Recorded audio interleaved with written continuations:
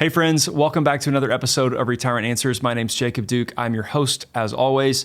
By the title of today's episode, you can probably see that we're going to be talking about how presidents might impact the stock market, and more specifically, how stock markets react or are impacted during election years, since we are in election year in 2024.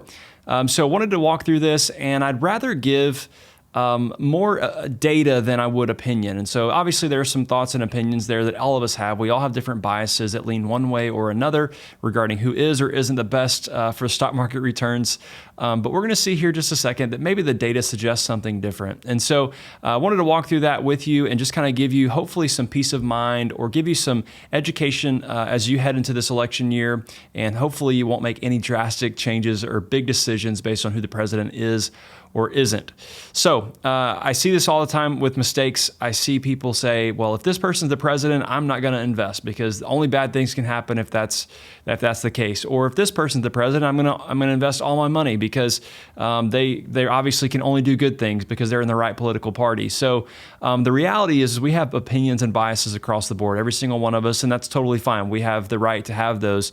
The problem comes in whenever we decide to let those biases impact our investment decisions. So I wanted to kind of share some data here on what this looks like going back to Jimmy Carter and how each president has done ever since then. This is going to give us 4 Democrats and 4 Republicans kind of evaluate and see, hey, how did each of them do? And is there any pattern there or not? But before we jump into kind of what each president has done and their annualized return during their time in office, I wanted to kind of look really quickly. If you're on YouTube, you can see this on the screen, but this data comes in from DFA, Dimensional Fund Advisors, and it shows us what actually happens during the month of an election. So a lot of people think there's really big swings in those months of elections, either up or down, depending on who does get elected there in November. And the data shows that it's really not much different. Whatever happens or is happening in the stock market is going to continue happening. And we're going to see that here on a different chart if you are on YouTube watching this. And by the way, if you're listening on the podcast, be sure to go listen on YouTube and watch that there because there is a little more information for you to check out. We can see that there's really no pattern. There's no pattern because whatever month it is, the market's going to keep doing what it's doing. And the thing that I wanted to show you, if you are watching this, is that to the right of the center line, you can see that there are more months with positive returns during election years. So during that election month, there are still more positive months than negative months, and there's still no pattern to say which party is better or worse during those months. So that's the first thing to kind of know, is that just because it's an election month does not mean there's going to be a huge swing in the stock market. Now, this is looking at a total U.S. stock market rather than just one index or another. So all 3,500 stocks that are in the U.S. are being calculated here in these different returns. So that's a quick note, is just because it's an election month, don't think there's going to be a huge swing up or down. The data suggests that it's just going to be a normal month, right? There's no reason to panic or go all in depending on who wins the presidency. So let's take a look at how these presidents have done. Going back to Jimmy Carter, we're going to start with him and come all the way to today with Joe Biden. And so we got 4 Democrats and 4 Republicans over this time frame. So if we go back to November of 1976, whenever Jimmy Carter was elected, and we have his 4-year stretch of his term, if you had invested $100,000 on the day that he was elected, by the time his presidency ended, you would have had $173,000. So this was an annualized return of 14.6%. Ronald Reagan, if you had invested during his 8-year presidency, beginning at that and ending with the end of his terms, if you put $100,000 in at the beginning of his presidency, you would come out the other side with $283,000, which is a 14% annualized return. George H.W. Bush, if you had invested $100,000 at the beginning of his presidency at the end of 1988, then you would come out the other side with $173,000, and he had a 4-year presidency, so just one term. That is a 14.6 annualized return. Bill Clinton had 2 terms, which totaled 8 years from 1992 until 2000. If you'd invested $100,000 at the time he was elected until he exited, that would have turned into $386,000 for an 18.4% annualized return during that time period. George W. Bush, from 2000 all the way to 2008, he had 2 terms for a total of 8 years. Your $100,000 would have lost money and gone down to $82,000, which equates a minus 2.5% annualized return. Barack Obama, who was president from 2008 to 2016, if you had invested $100,000 at the beginning of his presidency, it would have gone to $266,000, which is a 13% annualized return. Donald Trump, who had a 4-year term, if you had invested $100,000 at the beginning of his presidency, it would have been $176,000 by the end of it, which is a 15.8% return. And for Joe Biden, who has not had a full term yet, the data goes from the day he was elected in 2020 until March of 2024, so the end of last month. If you invested $100,000 at the beginning of his presidency until last month, it would have gone to $162,000, which is an annualized return of 14.6%. So that's 4 Republicans and 4 Democrats. And just really quickly, I'm going to run back through. We can see that it had 14.6%, 14, 14.6, 18.4, minus 2.5, 13%, 15.8%, and then 14.6% so far under Joe Biden. What you can see is that the stock market is positive. It doesn't matter who the president is. It doesn't matter when they started. Obviously, there are times and periods of time whenever the market is down greatly. But there's really no pattern in terms of who is or isn't the president or whichever party is in power. There's not a pattern to say one is better than another for the stock market. So what has happened over this 30, 40, 50-year period?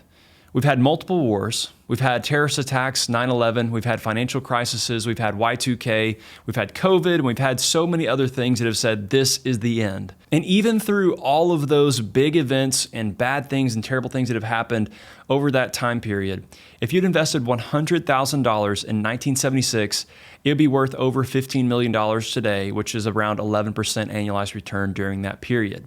So the question is really this. Do you want to satisfy your short-term emotional needs and jeopardize your long-term goals for your investments? That's really the question. And most of the time, people will satisfy their short-term emotional needs rather than stick it out and stick to the plan and make sure that they're investing on purpose. Now, that brings up a really good point in my mind.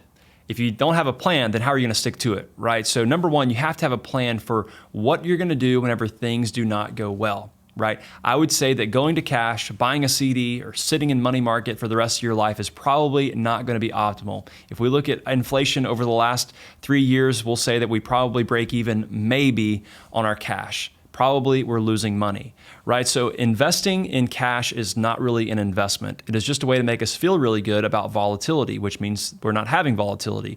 But the only way to get returns that you're looking for is to withstand the volatility, meaning you have to put up with it in order to get your 10% plus annualized returns over time. So here are my suggestions. Number one, you have to create a plan. And then number two, you've got to stick to that plan. You have to have a plan that's executable, meaning you're not trying to necessarily get the highest return, because to get that highest return, you've got to withstand a lot of volatility to get it. So the best plan is one that you can actually stick to. If you don't have a plan, you need to create it. And you need to make sure that you can actually stick to it once you have it built. The second thing that I wanted to say here is that we have to avoid making emotional decisions when it comes to investing. Yes, it is easy to do that. We all have emotions, and we all have them either positively or negatively when it comes to who is or isn't the president. But those are terrible guides in terms of making those investment decisions. So remember, time is your friend, and timing the market will not get you where you want to go. Peter Lynch once said, and I'm going to butcher the quote here, but he basically said, more money is lost trying to avoid the big event than just riding the big event out, whatever that is. So if the big market crash comes, more people are trying to avoid that, which means they're going to lose more money trying to avoid it than they would during that event itself. So remember, it's better for you to stick it out, have a plan, and make sure you avoid making any drastic or emotional decisions with your investments. And lastly, I wanted to say that you can win the game sometimes, but if you play long enough, you will end up losing. And here's what I mean. If you go to a casino and you take $100 in, you could win some money, absolutely. But if you sit there long enough and you play the games long enough, you will walk out with no money. You will not beat the casino.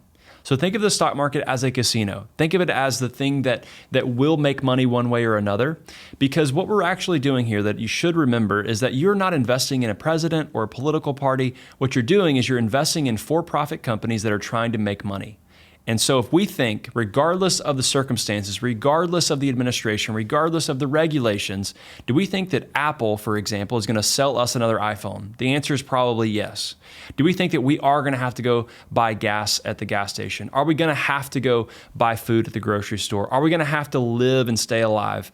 All of these things are true. We must continue to purchase goods and services, and those companies that we are investing in, they are selling those goods and services. So, barring the end of the world, those companies will find a way to make more money, which means we should stay invested in them because they will find a way to do it regardless of the environment we find ourselves in. There will be periods, absolutely, where things are slower and things are not good. But long term, it will always work out if we invest in those companies that are providing goods and services to us. So, the four most dangerous words in investing are, it's different this time. So hopefully this gives you some perspective around the impact of presidents on the stock market. It's actually not as great as you might think. And they do play a small role in overall market returns, but it's not as much weight as we often give it.